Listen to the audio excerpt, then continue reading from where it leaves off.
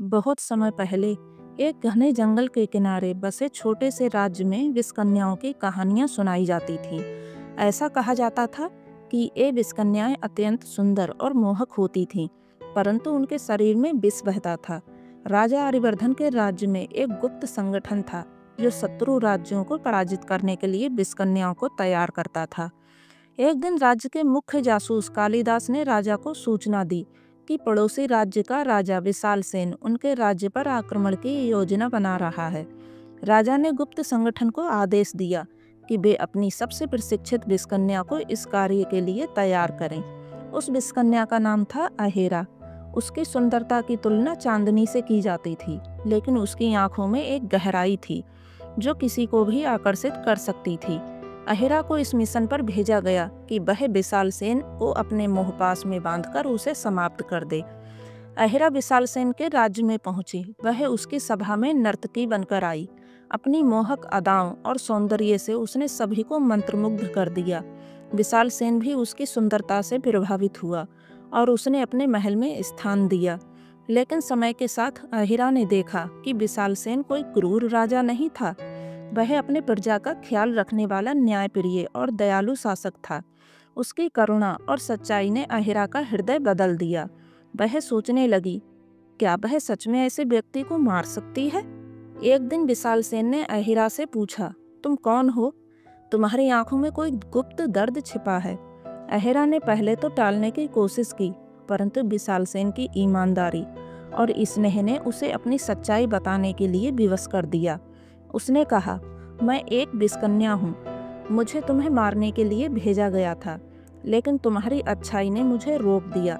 विशाल सेन पहले तो हैरान हुआ, लेकिन फिर मुस्कुराते हुए बोला, तुम्हारा दिल अभी भी इंसानियत से भरा है। तुम जो चाहो वैसा कर सकती हो। अहिरा ने अपने मिशन को त्याग दिया और वापस अपने राज्य लौट आई। उसने राजा अरिवर्धन को सब सच बता दिया। राजा ने उसे धोखेबाज घोषित कर कैद करने का आदेश दिया, लेकिन कालिदास ने उसे महल से भागने में मदद की। अहिरा और विशाल सेन ने एक नए जीवन की शुरुआत की। उन्होंने युद्ध और धोखों से दूर शांति और प्रेम की दुनिया बनाई, और इस प्रकार विषकन्या, जो केवल मृत्यु का प्रतीक मानी जाती थी, प्रेम और मानवता की मिसाल बन गई। अहिरा और विशाल सेन ने अपने राज्य में शांति और प्रेम का माहौल बनाया।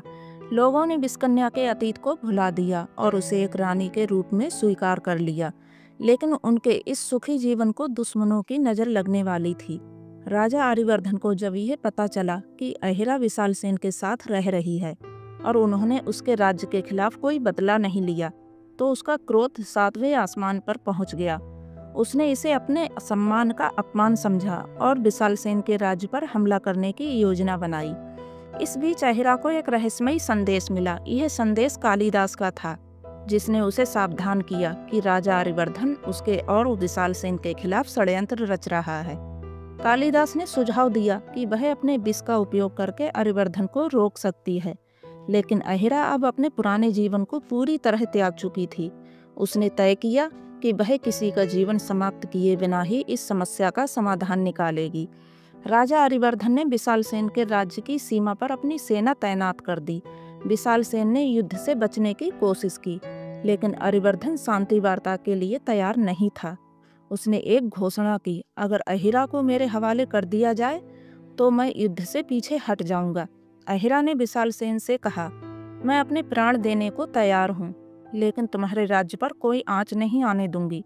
विशाल सेन ने इसे अस्वीकार कर दिया। अहिरा ने एक योजना बनाई। वह गुप्त रूप से अरिवर्धन के शिविर में पहुंची। उसने राजा से मिलने का अनुरोध किया। अरिवर्धन ने उसे देखकर व्यंग किया, तो तुम वापस आई हो मेरे आदेश का पालन करने? अहिरा ने शांत स्वर में कहा, मुझे अपने कर्मों का प्रायश्चित करना है, लेकिन इसके लिए मुझे आपसे बात करनी होगी। उसने राजा को अपनी बातें सुनने के लिए राजी कर लिया। अहिरा ने राजा को उसके अहंकार और हिंसा की कीमत समझाई। उसने कहा, यदि युद्ध हुआ तो हजारों निर्दोष लोग मारे जाएंगे। आप और विशाल सेन दोनों इस विनाश के लिए जिम्मेदार होंगे। मेरे विष ने अब तक कई लोगों की जान ली है, लेकिन अब मैं इसे शांति का प्रतीक बनाना चाहती हूँ। मेरी मृत्यु से यदि शांति लौटती है तो मैं तैयार हूँ।